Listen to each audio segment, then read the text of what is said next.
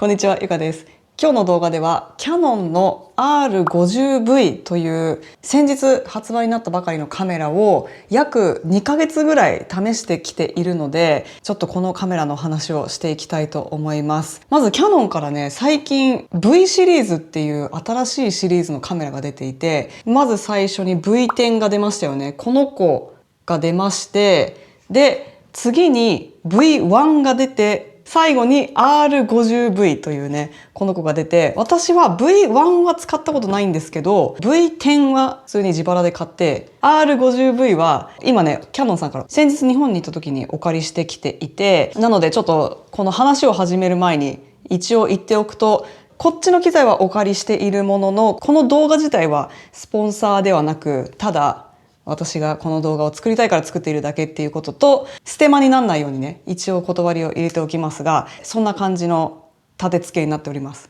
ということで、こういう動画作ってくださいとか言われてるわけじゃないんですけど、ちょっとね、多分気になってる方多いんじゃないかなと思っていて、私も何本かR50V を使って Vlog しましたっていう動画をすでに出しているので、そちらもリンクしておくんですけど、その2ヶ月使ってみて、実際どうなのかっていう話をしつつ、機能の話とかをしていければと思います。最初に言っていたその V シリーズ3つ出ている中で、パワーショット V10、こちらはですね、この形がめちゃめちゃ面白いですよね。こうやって立てられるというすごく可愛いデザインで楽しいカメラですね。ご覧の通りレンズ一体型で、これを取り外したりとか他のものに付け替えたりすることはできず、一体型になっているコンパクトデジタルカメラです。で V1、 ちょっと手元にない V1 もカメラとレンズが一体型になっているんですけど、形的にはね、一般的なミラーレスっぽい形のデジタルカメラみたいな形で、レンズの取り外しができないものが V1 です。で R50V の方はレンズ交換式のミラーレスカメラです。なのでこのレンズがね、取り外して別のものを付け替えることができます。ということで、ちょっとこのカメラについて詳しく話していきたいんですけど、まずこの筐体デザインですよね。これ結構キヤノンでは珍しい新しいタイプのデザインなんじゃないかと思うんですけど、ちょっとこう平べったい感じで丸みがあんまなくて、ここの角は割とシャープになっていて、でもここの丸みはね、結構大きく丸いというかという感じですね。なので見た目的には結構キヤノンの中では新しい感じじゃないかと思います。で上もフラットなデザインですね。でこれなぜかっていうと、やっぱ動画に特化したこのカメラはすごくもう初心者から結構プロフェッショナル寄りにちゃんともうがっつり使いたいって人でも使えるので、そのがっつり寄りの人だとケージを組んだりするんですよね。なんかもっとこうアクセサリー足したいみたいな。でケージを組んだりする時にここがねフラットな方がいろいろ物をつけやすいから、そういったこともこう考えてフラットになっているそうです。でここのグリップの部分は割と浅めで、こんな感じですね。でもここにサムグリップというか、ちょっと指が引っかかるので、片手で持っても全然問題ないような感じです。そしてやっぱり動画特化なので、レックボタンここにもあるし、ここにもあります。なので自撮りする時もなんかこう親指で押したりとか、なんかこうやって撮ったりとか、こんな感じでここをノールックでもできるし、こっちからもできるので、いろんな撮り方ができるんじゃないかと思います。あとはやっぱり動画用なので、そのレックボタンを押した時、ここにタリーランプがつきます。なのでこのフリップスクリーンしてなくてもちゃんと録画できてるかなっていうのをこのランプで確認することができます。あとはですね、ズームですね。ズームがパワーズームに対応しているレンズだと、ここからグイーッとここのレバーでズームすることができますね。でこのスピードとかも設定で変えることができます。であとはこの上のモードボタンも、モードダイヤルっていうのかな、ここの部分もやっぱり動画に特化しているので、 R50 という結構前に出たミラーレスカメラもあるんですけど、そちらは割とオールラウンダー的な感じで、写真も動画もいけますよっていう結構カジュアルめなカメラなんですけど、やっぱり R50V は動画特化型なので、このモードダイヤルも動画に特化したモードダイヤルになっています。動画設定をいろんな細かいね、プリセットを作って、ここでこう変えたりとか、そういうことが簡単にできます。あと私が一番テンション上がったと言っても過言ではないのが、普通カメラの三脚穴、ここにあるじゃないですか。ここにもちろんあるんですけど、なんとこちら横にもあるんですよ。なので、ここですね。ここにもあるから、三脚をこっち向きにつけることができます。これはね、なんで他のみんなやってないのっていうくらい素晴らしいんですけれども、こうやって縦型で自撮りするっていうのがめちゃめちゃ簡単にできちゃいます。こんな感じですね。縦型ホールドをこう前提にされた設計になっているのも嬉しいポイントです。でもちろんね、こっちにもつけることができるので、こっちにつければ結構見慣れた Vlog カメラ設定みたいな感じで、こっちでももちろん持ち歩くことができます。次にこのセンサーですね。センサーは APS-C サイズなので V シリーズの中では一番大きいけれども、まあフルサイズではないですよっていう感じですね。こうセンサーがこのサイズなので、もちろんスマホとかよりはセンサーめちゃめちゃ大きいので、背景ボケとかが欲しい人は背景ボケも、まあ、レンズによって変わりますけどね、実現することができますし、まあ、コンパクトさとそういったカメラとしてのセンサーサイズの、まあ、APS-C だと結構いいところを狙ってこれるサイズ感なのかなと思います。だけどやっぱりセンサーがフルサイズに比べると小さいので、もっとボケ感が欲しいとか、もっと明るく撮りたいみたいな時はやっぱり別のフルサイズのカメラに行った方がいいと思うんですけど、まあ、そもそもそのフルサイズがなんかよくわかんないけどっていうような動画初心者の方とかもいっぱいいらっしゃると思うので、そういう人にとってはまずここから始めるのすごくいいと思います。とはいえ動画の性能も全然申し分なくて、録画サイズがですね、6K のオーバーサンプリングによる 4K で42に10ビットまで撮れるので、まあ、かなりこの記録形式としては申し分ないものが撮れると思います。で 4K も私は23.98 派なんですけど、24フレームか30フレームで撮れるし、クロップで良ければ60フレームもいけます。でフル HD ではさらに 120p もいけますね。ということで、私は普通の時は 4K のこれですね、23.98、24フレームで撮っているんですけど、例えばちょっとなんかスローモーションにしたいなっていう時はフレームレートを変えたりするんですけど、なんと他にもここのね、スロー&ファストモードっていうのがあるんですよ。S&F っていうところがあって、スロー&ファストっていうのは要するにスローモーションとファストモーション、つまりなんかハイパーラプスというかタイムラプスが撮れるんですけど、まずちょっとスローモーションの話をすると、何をするかというと、さっき言ってたみたいに私が 4K の60フレームで撮影した場合、編集の時にスローモーションにしなきゃいけないんですよ。何倍の遅さにしてスローモーションに自分で編集の時にするんですけど、スロー&ファストモードで 4K60fps にして24フレームで再生しますっていうのを設定してあげると 2.5 倍のスローモーションでそのまま記録してくれます。なので編集する時になんか再生スピードを変えたりとかそういった作業をすることなく、もう最初からスローモーションとして記録されているっていうのがこのスロー&ファストのスローモードですね。こちら 4K クロップだと、60フレームができて、これが再生のタイムラインのスピードですね。私は24フレームなんですけど、例えば30フレームの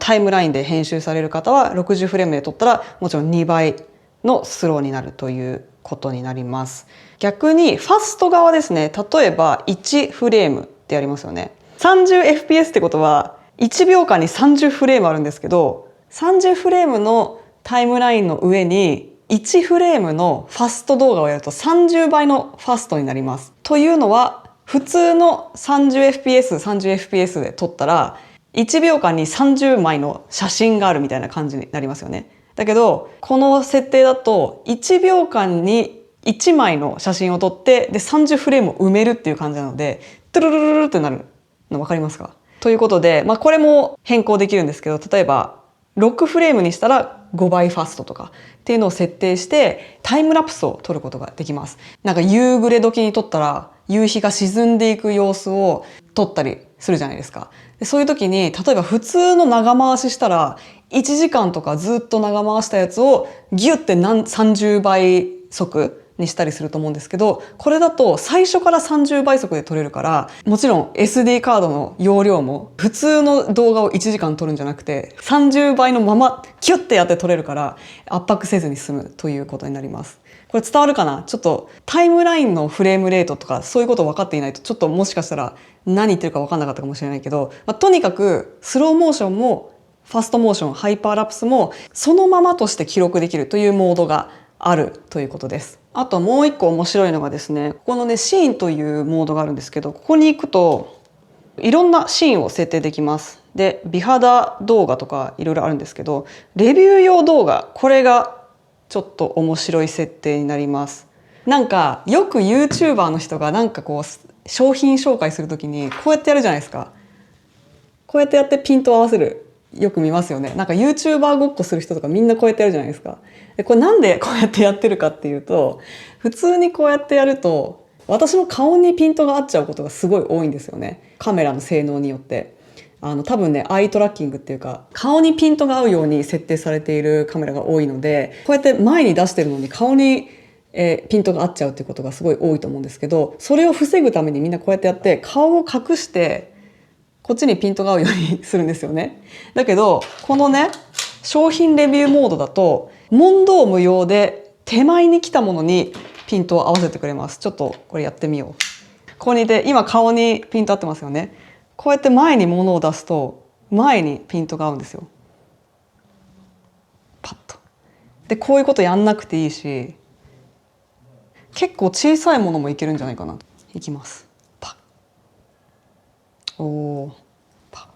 ッ。こんな感じですぐに目の前のものにピント合わせてくれるから、このなんか商品紹介する人とかにすごく便利ですよね。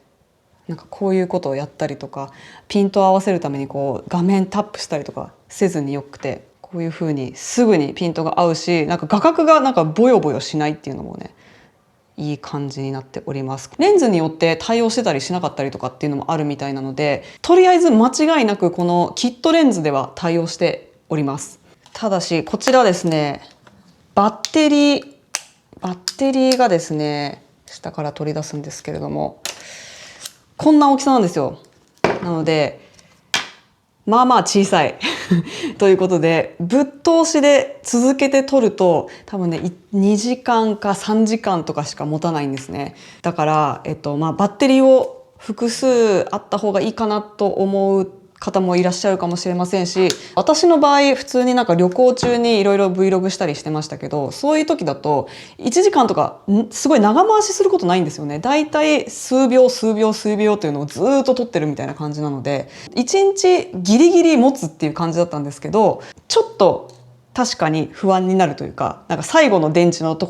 メーターになっちゃう時もあったので、そういう時はですね、こちらに USB-C がありますので、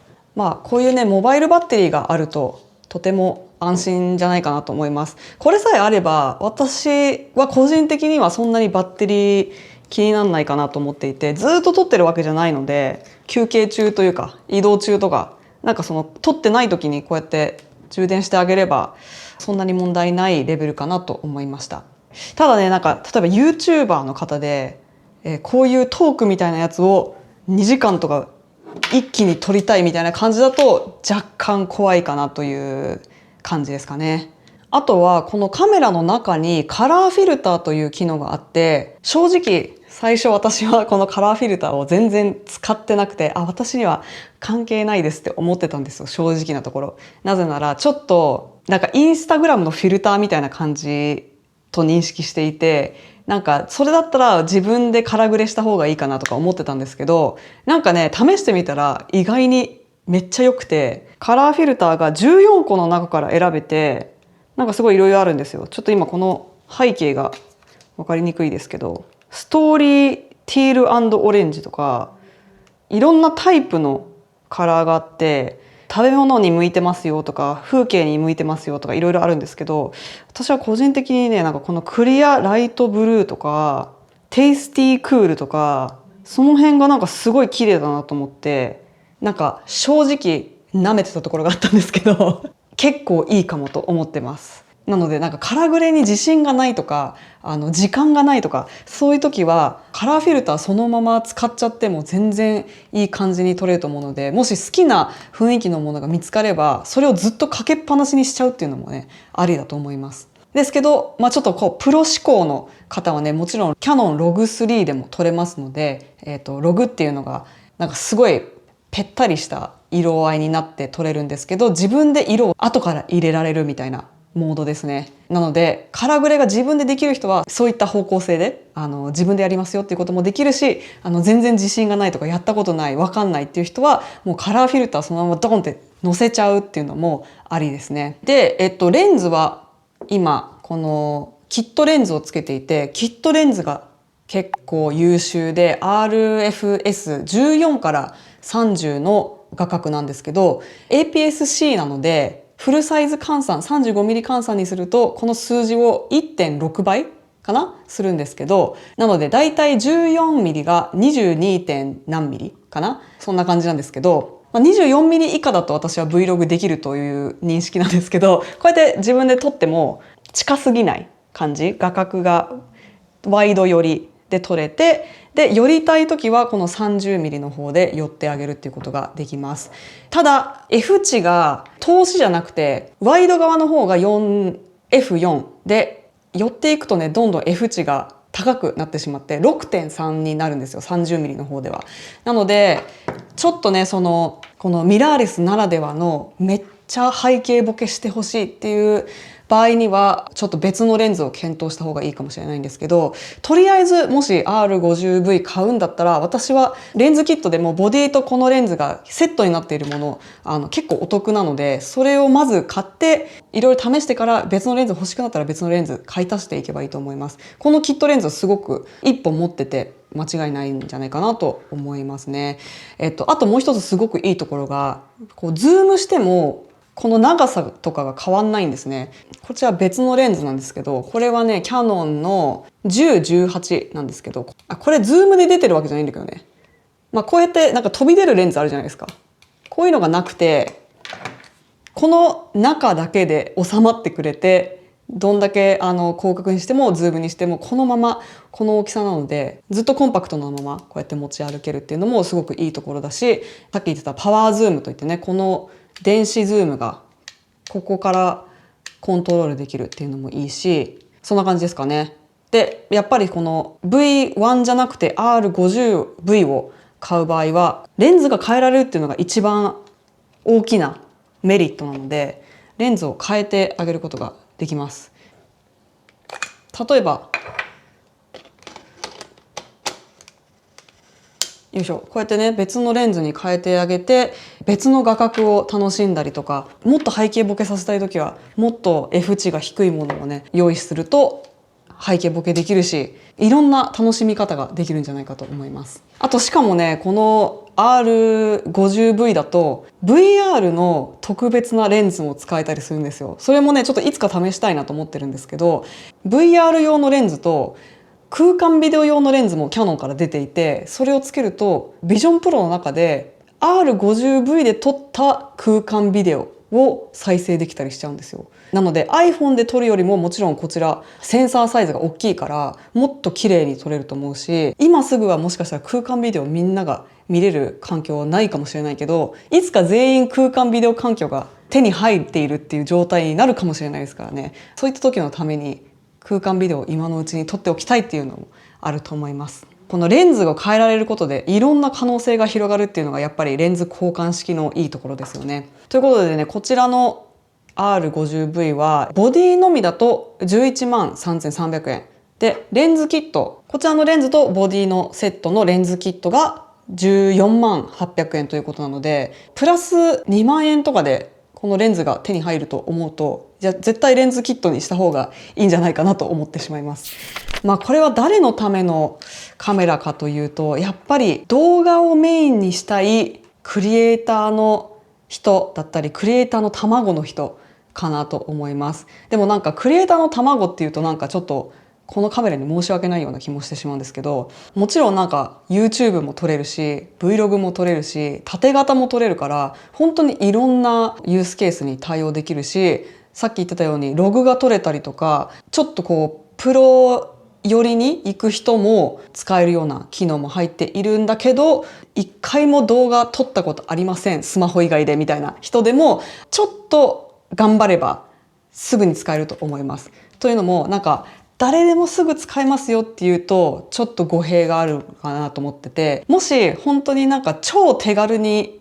撮りたいっていうだけだったら、もっと手軽なオプションがいろいろあると思うんですよ。それこそスマホとかもね、ほんと最近すごいですからね。スマホでいいじゃんっていうことも結構あるんですけれども、あえてこのカメラを使うって決めたんだったら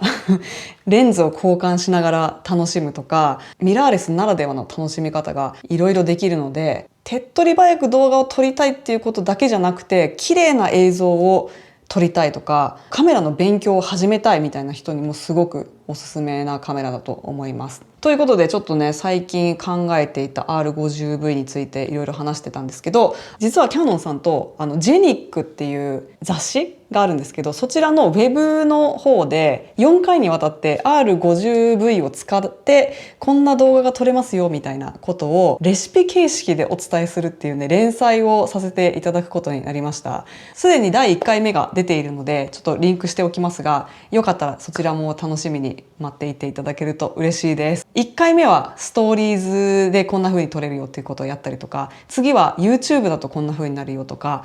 いろいろこう回を追うことにいろんなタイプのクリエイターさんにとって役に立つようなレシピを作っていく予定ですので、ぜひそちらもチェックしてみてください。あとはすでにもう私のチャンネルでこのカメラをそもそも試すために撮っていた Vlog も上がっているので、さっき言ってた通り概要欄にそちらも貼っておきます。本当に私が Vlog カメラとして使った場合こうなるっていうのをチェックできるので、そちらも興味あれば合わせて見てみてください。ということで、もし R50V に関して何か質問があればぜひコメント欄で教えてください。それではまた次の動画でお会いしましょう。バイバーイ。